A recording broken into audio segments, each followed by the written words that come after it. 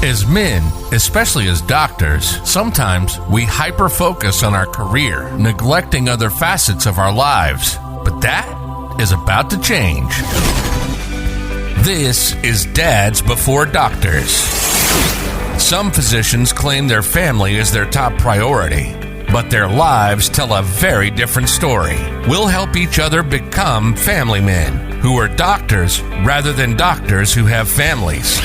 If it's health, wealth and legacy, emotional well-being, parenting, professional goals, or marriage, we're talking about it. Thanks for listening, and make sure to subscribe. This is Dads Before Doctors, and this is your host, Adam Broussard, MD.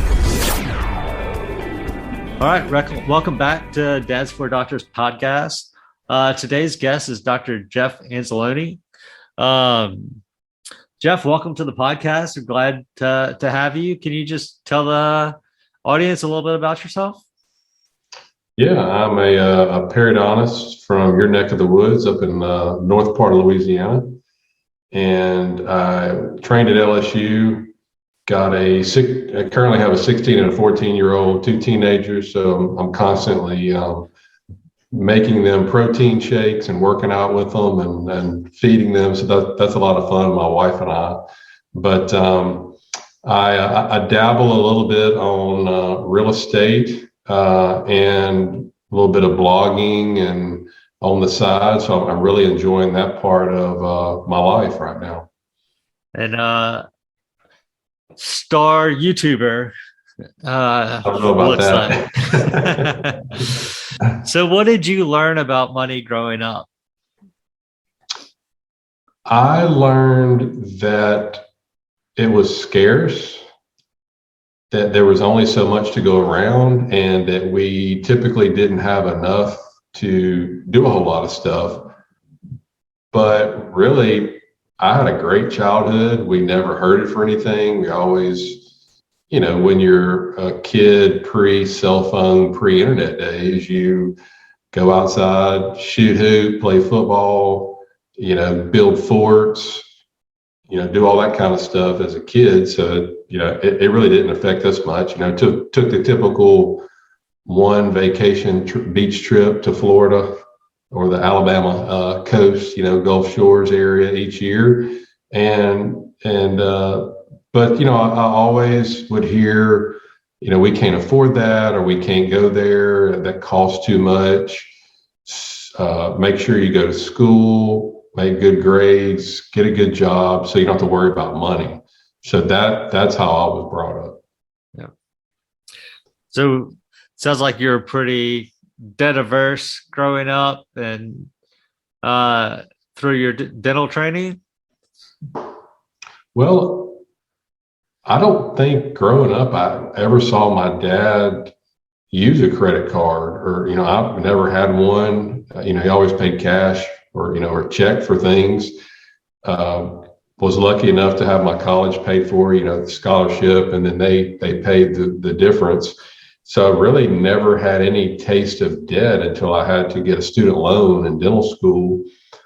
But you're not paying that back then. So it wasn't until I got out, did another residency, and then reality hit. The payments started wanting to be paid back. But other than that, up until then, I always paid cash for everything. In high school and college, I had a lawn service that at the time I was doing about 40 yards a week.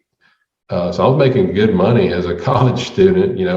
I remember the first time, I was a senior in high school, going out with my buddies, and they pulled up to the bank, and there was this machine on the side of the bank, and they went there and they stuck this card in, and it spit out cash. I'm like, what is that? And I'm a senior in high school. They're like, oh, my dad put some money in there for me. And I'm like, that blew my mind that it just amazed me. I still remember that. I'll never forget that. But I've always wanted to make my own money, and more importantly, have my own time, set my own schedule. I worked a little bit at an athletic club, fitness club here in town, and I did a little bit youth baseball. I worked at some of the fields, but I had to go when they told me to go there. And then I experienced having my own lawn service, and I was thinking, man, this is nice. I can work when I want. And I think after doing that, I was like, you know what? I don't want to work for anybody. And, I guess that's why I eventually started my own practice, and I'm on my own boss now. I just like that freedom. If I want to take off, go to one of my kids' functions, go on a vacation, that I really enjoy that part of it. So you mentioned, when you graduated from your residency that, those student loans kind of slapped you in the face. Just because I know some of your backstory too, can you tell the audience just a little bit about your experiences right after you graduated with your first almost job? Yeah, looking forward to coming back to my hometown, Louisiana.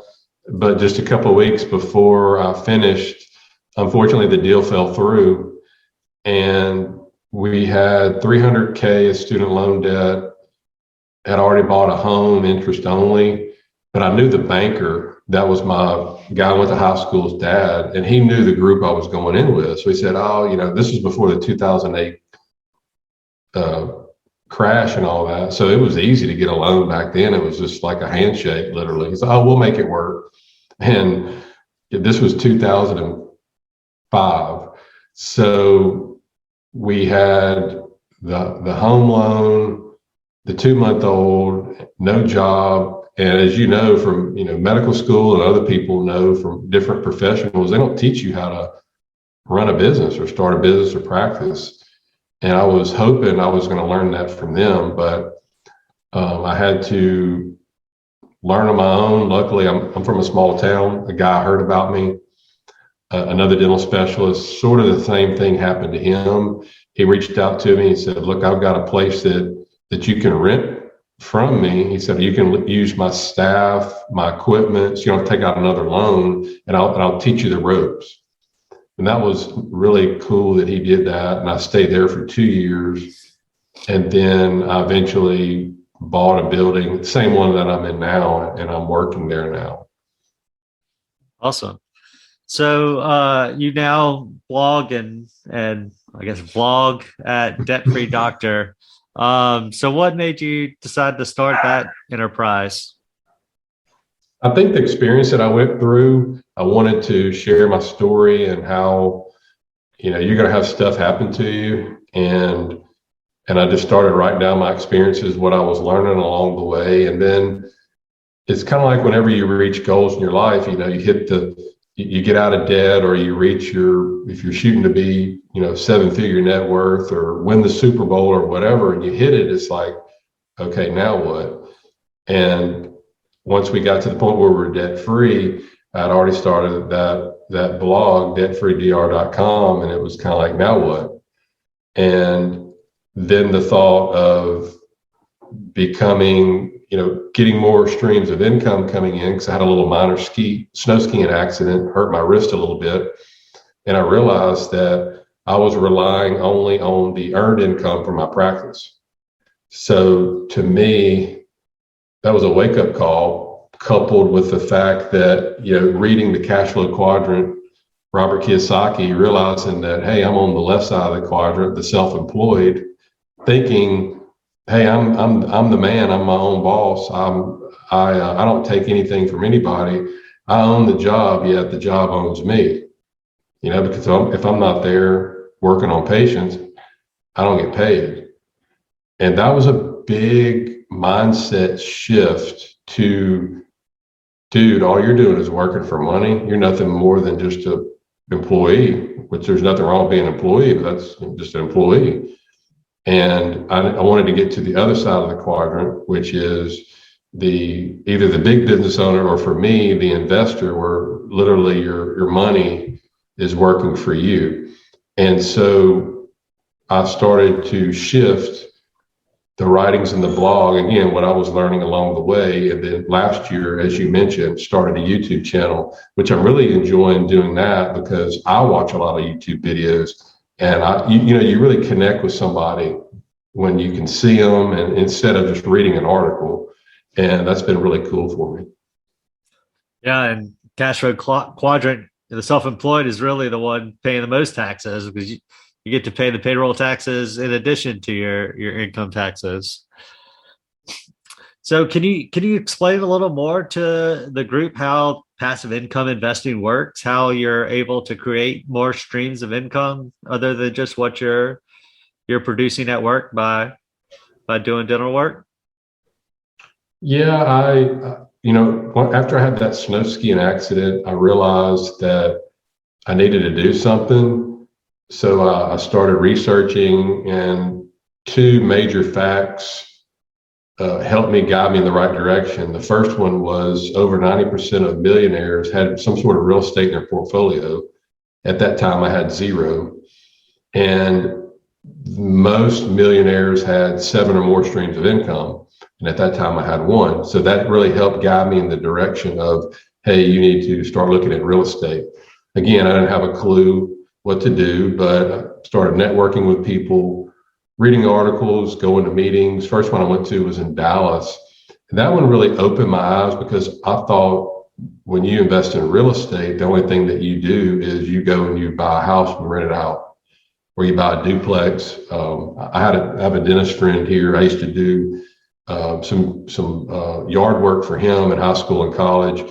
He had like a duplex, and then he had an eightplex. So that's what I thought you had to do. He would get calls at all hours of the night. And luckily that meeting opened my eyes to there's a whole lot more out there that you can do in real estate. And I really like the concept of passive investing, which is nothing more, it's really no different than you putting your money in a 401k every month, like a mutual fund, except you get a bunch of tax benefits and you get cash flow, and you get paid. Typically, most of the deals that I'm in, you get paid quarterly. And I really like the concept of building up that cash flow to start paying your personal expenses. And then once you get to the point when you get all your personal expenses paid each month, then it opens up a lot of options versus what most dentists do. And they work till they're 75 until they, their back and neck and knuckles are shot and they can't do anything else, So that learning that, and as I've been learning that, writing articles about it, producing videos about it has, and that just helps reinforce me as I'm learning it. Then as I'm teaching it, just helps reinforces it to me. Hey, you better practice what you preach. But it's cool making connections, like yourself and the GoBundance group and other groups I've been able to connect with. Yeah, it's some of these investments are pretty cool because you actually buying that duplex. You're actually a part owner of these several hundred unit apartment buildings, so you're right in there with everyone else. Right. And you're not having to answer the phone calls for the toilets in the middle of the night, like you mentioned your dentist friend. Yeah, I mean it's most people that I talk to have never heard of it before, and their questions are, why have I never heard of this before? Is this a Ponzi scheme?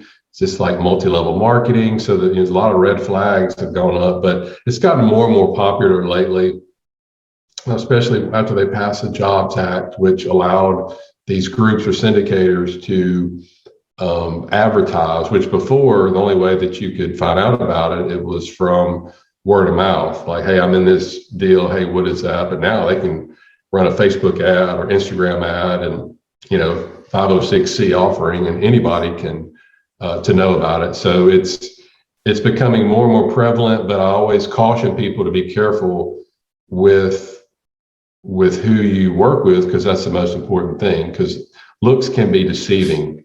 You look at these beautiful websites, and I have software where I can go in and see how long a website has been operational, what type of keywords they're ranking for. And some of these websites are like, man, this is unbelievable. And I look them up, and it's like they started it like 5 months ago. Yeah. And it's just like this newbie group. And I'm like, you don't want to invest with, somebody like that. Kind of like you don't want to go to a doctor right out of his training. You want to go after he's been seasoned, 10, 15, 20 years, and he's seen a lot of stuff. So that's kind of the same way that I think about these groups. Yeah, that's a great point. I actually had a syndicator recently say, like, you could create anything in these documents if you wanted to. Like, if you want a 20 IRR, sure, let me change some numbers. Yeah. So it is really important. So what would you say you look for in a sponsor? For those that don't know, that's who is like putting the deal together. So this is who you're going to talk to when you're looking at doing an investment. So what would you look for in a sponsor to kind of check that out, to make sure that they're not just manipulating numbers, that really is a good deal? Well, it's hard. You just have to put your trust in somebody, kind of like if you break your arm or hand, you got to put your trust in somebody when they put you to sleep and they pull out the knife, that they know what they're doing. Either you know them or you know enough people that know these people that have worked with them. I like to meet these people face to face, and the people that I have invested with now, I go and meet them. If I can, I go walk property with them. I want to know what they're doing. Some people have different things that they like to do with property. Some people like to invest in new property, which is riskier, which I don't typically do that. Some people like to do older B-class property. They'll fix it up. They'll raise the rents. That's the kind of stuff that I like because it's cash flowing from day one. So it depends on what their ideal business plans are. We want to make sure that they have a solid track record. They've been around for a while. They have had a couple of deals go full cycle, meaning that they have purchased them, they've renovated them, and they have sold them. And you want to talk to investors that have been, with those people. What has the communication been like? Do they answer your emails or calls? Do they get you the K-1 tax documents on time? Do they get the distributions that you're supposed to get on time? There's the more.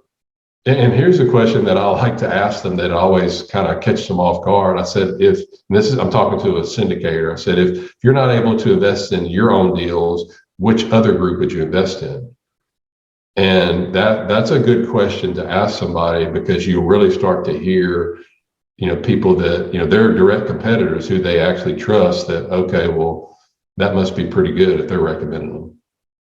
So it sounds like you do a lot more due diligence on the sponsor than the piece of property. Kind of you're betting more on the jockey than the horse. Yeah, because you can have a really bad sponsor that can have a really good deal and make it go south, but you can have a really good sponsor that picks up a bad deal that can turn it around. So yeah, I'm definitely betting on the jockey for sure. Awesome. That's been really helpful. I think this will help a lot of guys learn a little bit more about passive income. So you mentioned that you have 2 teenagers. What are you teaching them about finances and how to approach their college years and whatnot, how to get maybe an early start on what you learned a little bit later? I try to keep them involved in some of the things that I'm doing. My 14-year-old is currently, he'll read books. I got him to read Dan Sheik's book, The First to a Million. He read The Millionaire Next Door, Rich Dad, Poor Dad. They give me a book report. I give them $100.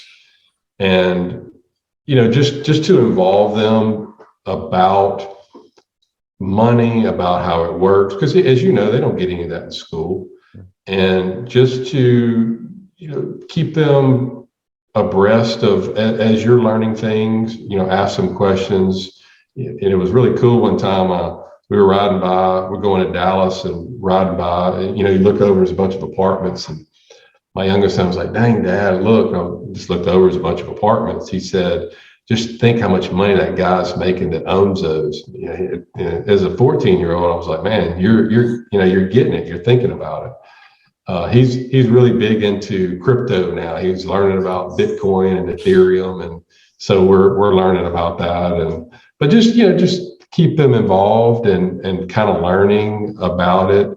That that if you want money, you got to work for it. There's no handouts. Encourage them to read, watch YouTube videos. So not really forcing anything down their throat. They both work. They like to work. They like to make their own money, and just encourage them along the way. Awesome. So where can people find you? A couple places. You mentioned the blog, debtfreedr.com, and the YouTube video YouTube videos that I have. It's actually, you can access it from the homepage of the blog. If people want to get started with passive income, they can go to debtfreedr.com/free guide, download a free passive income guide, have a little scenario of kind of like how much do you need to retire calculation on there, so you can check that out. And that would be the best two places to get my information. Awesome. Well, I really appreciate it. And everybody take some of this information and see how you can get some passive income coming soon. Good talking to you, Jeff. Thanks. All right. Thanks, Adam. You've been listening to the Dads Before Doctors podcast. Family men who are doctors rather than doctors who have families. In an evolving and ever fast-paced world, we cannot lose sight of our real priorities. We hope you enjoyed the show. We know we had fun. Make sure to like, rate, and review. And tell a friend about the show. We hope you've gotten some useful and practical information from the show. And we'll be back soon. But in the meantime, hit the website at dadsbeforedoctors.com. Questions, comments, suggestions? Email adam@dadsbeforedoctors.com. And find us on Facebook and Instagram at Dads Before Doctors. Remember, the host of this show is not your doctor, your coach, or your financial advisor. This show is strictly for entertainment. Till next time, this is Dads Before Doctors, signing off.